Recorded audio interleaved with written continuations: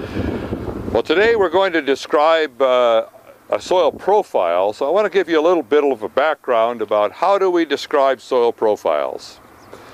And the first thing we need to do whenever a soil is described is to get a little appreciation of the geology, the geomorphology, the landscapes. And we're in an area in central Pennsylvania where we have what we call the Ridge and Valley Province. We have a series of limestone valleys and sandstone ridges. And then we try to get a little bit of an understanding or appreciation of the geology before we describe a soil profile. So this will help us understand what we might expect to see in this soil profile exercise. Probably parent material is one of the most important criteria that we need to understand and know before we write a soil profile description. So with that as the background, let's head to a soil profile and take a look at one. Now this soil profile was dug by a backhoe, and what happens when a backhoe or a shovel digs a pit, it smears the pit. And really it doesn't give us a very good expression of the soil horizon. So before I describe a soil, I need to go ahead and what we call face off the profile, which means really break off these smears. So I'm going to do this and then we'll take a look at the profile after I've cleaned off the face. Let's try to describe a soil profile, and there are 6 master horizons. And in any given soil profile, we may not have all 6. And I'm going to go over some of the horizons that we have in this particular soil. Now, again, this is the limestone bedrock. This is what the soil developed from, so this is a residual soil. And these soil horizons developed over thousands and thousands of years to form this particular soil. Now, I'm going to go through and show you a few of the horizons, and hopefully they're pretty obvious to you. This would be an A horizon. This would be, both of these would be B horizons, and this would be the R horizon. Now you can see there's no E. You might ask, well, where's the E horizon? Remember, that's the eluvial horizon. Well, what we have here, this soil was plowed. And if there was an E horizon, it was actually mixed up in this horizon that we call an AP horizon. A, again, horizon, the surface horizon, the P indicating it was plowed. And it was plowed to this depth. Now when we start to look at a soil profile, we always start with 0 being at the top. And in this case, the depth of this profile down to the bedrock is 28 inches. So the AP is about 9 inches. The depth to this particular horizon is 9 to 17, and the last horizon here is like 17 to 28. So again, we always start using the tape in this direction, not this direction. Now, what we have here, these are both B horizons. And remember, with a B horizon, we just don't use just B, we have to have a suffix attached to it. These are subordinate horizons, so we'd have like a BT for clay accumulation, for example. And that's what this particular soil has. It has an accumulation of clay. So the clay's moved out of here into here. An eluvial horizon exits from an eluvial horizon and goes into an alluvial horizon. Now what we have here, we have a subdivision of the B. So we have a BT1 and then a BT2.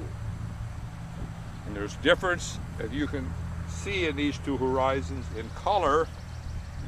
There's also differences in clay content and probably in structure. Now you might say, well, where is the C horizon? Most soils have C horizons. This one, probably, if we had a C, it might be this little thin material, this weathered bedrock. But it's far too thin to call a sea horizon. We never describe horizons that are thinner than 2 inches. So if you have a horizon less than 2 inches thick, that's usually not described. So now let's take a look at some of the different features that we might look at in this soil profile.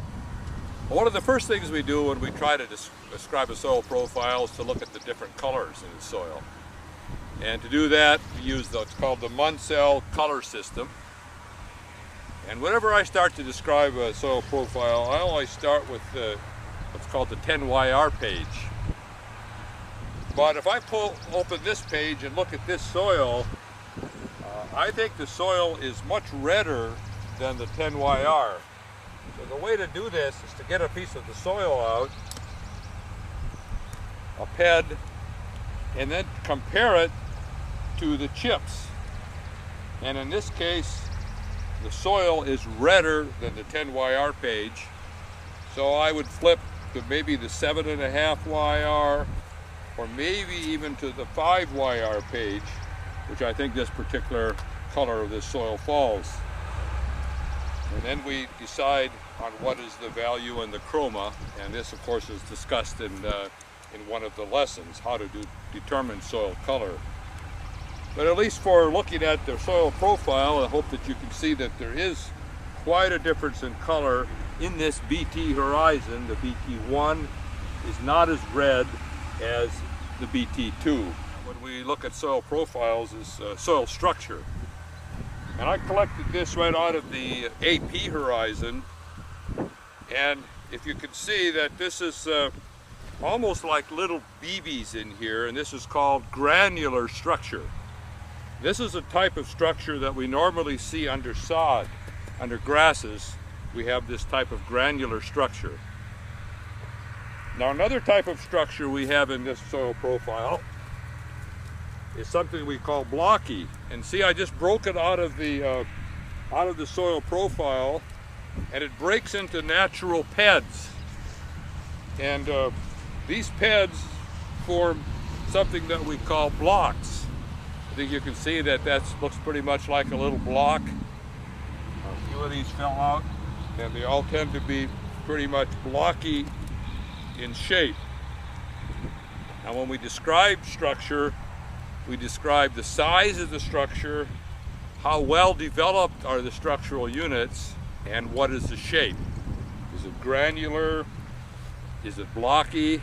Usually we call it subangular blocky because it kind of has rounded corners. It has very sharp corners, it's called angular blocky. But this would be a couple different structural types. Some of the others are like platy, prismatic. We don't particularly have those structural types in this soil. The structure, again, is an important component of the soil profile description. I'd like to point out just a couple of unique features that sometimes we see in soils, and these are features that sometimes confuse people. But right here, we have a dark feature coming down, and as you can see, it's actually material that came right out of the AP horizon.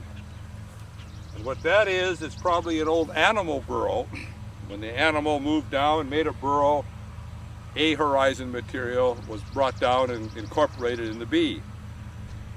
Another very common feature we see in soils are these dark streaks here.